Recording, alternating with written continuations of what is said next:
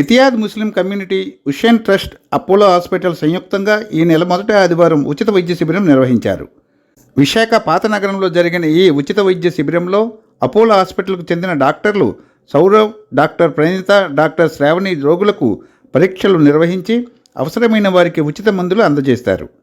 కార్యక్రమంలో కమిటీ అధ్యక్ష కార్యదర్శులు హైజ్ ఫరూకీ, జాఫర్ హుస్సేన్తో పాటు మూసా మెహదీ, మీర్ అబ్బాస్ హుస్సేన్, మజ్హర్ హుస్సేన్, రియాజ్ ఖాన్ తదితరులు పాల్గొన్నారు.